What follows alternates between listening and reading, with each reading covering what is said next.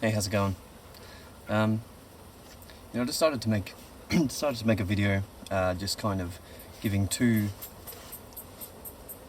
What are you doing?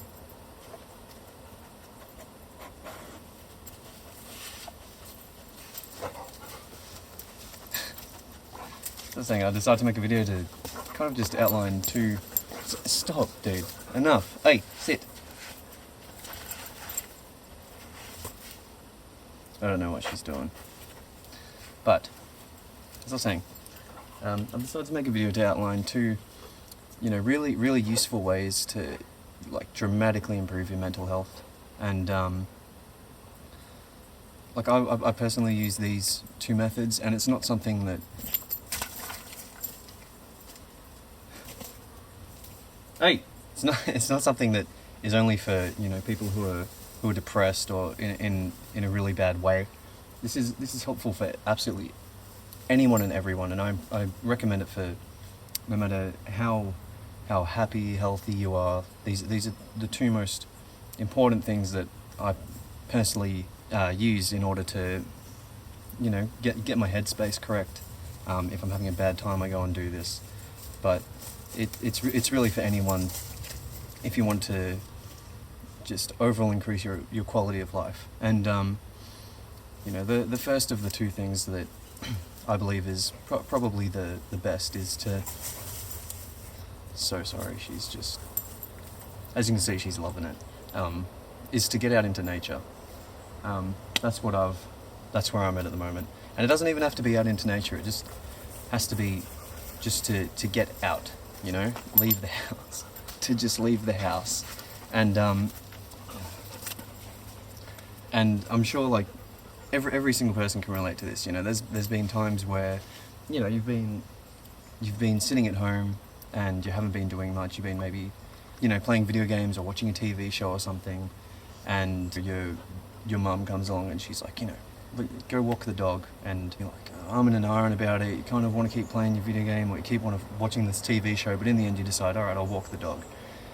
And at first you don't really want to do it, but by the time you get home, you just feel so much better. And you get home and you think, wow, man, like, I can't imagine how I would have felt if I had stayed home and just continued to do that. Like, the time just goes by like that when you're using technology and anything like that. You'd be sitting there for 3 hours and it feels like 10 minutes, you know what I mean? Whereas when you're doing something of value, where you're outside and you're breathing the air and it doesn't even have to be with a pet, can be with someone, can be on your own. But when you're outside and you're taking it all in, and you're just, looking at the sky, looking at the clouds, breathing fresh air, like, breathing it in, you just, even when it's cold, you feel the cold on your skin, you feel your blood start heating up, and it just makes you feel so much better as a person. And you come home and your spirits are just so much higher, you know what I mean? And I'm sure that everyone can relate to having that feeling.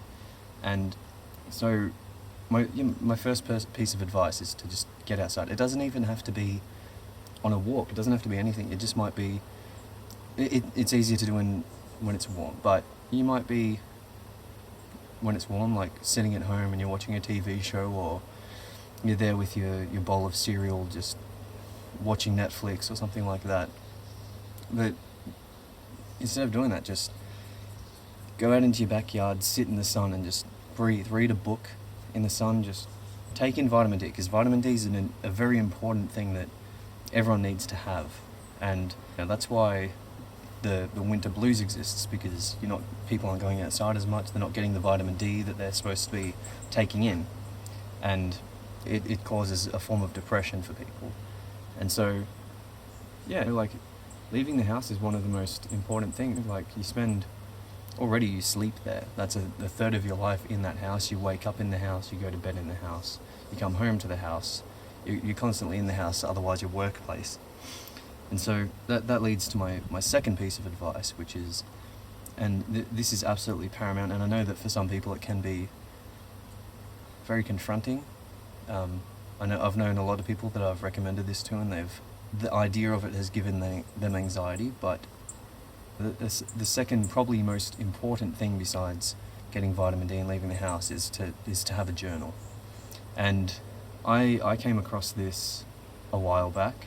I was in a pretty negative relationship, and I just had so many thoughts running through my head that I felt the need just to write them and get them out of my head, basically. And at the beginning, for some people, it can be quite confronting if they have a lot of negative thoughts, suicidal thoughts, and it's easier to kind of run from them than to deal with them. But the first step toward conquering any negative emotions is to understand what you're against.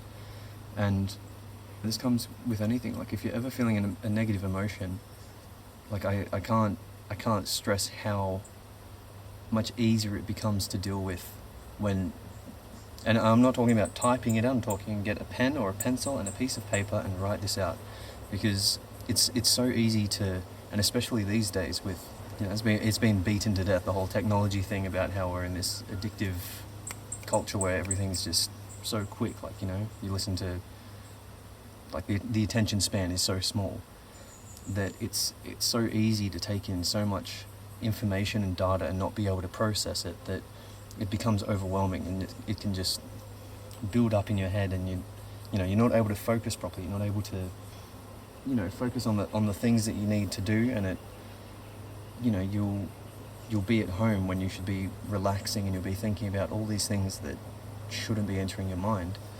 And you don't have to do this every single day. For me personally, I might write, I'll wake up on a Saturday or a Sunday, and in the morning I'll make a smoothie, or I'll just be drinking water, and I'll have my breakfast, and I'll just write my thoughts for that. It might be 3 or 4 pages, but pretty much it's just write out how your week went.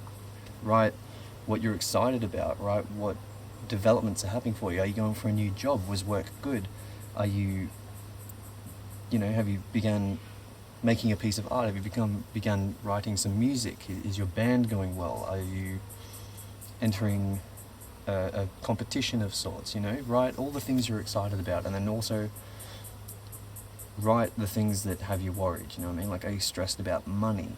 If you're stressed about money, maybe write down your kind of financial situations, so it's not running around in your head. So you have something that you can just come back to, look at, and understand perfectly where you're at. And I can focus on it, and I have it all written down, because it's much easier to read something with your own handwriting than it is to think about it when you have a million other thoughts going on.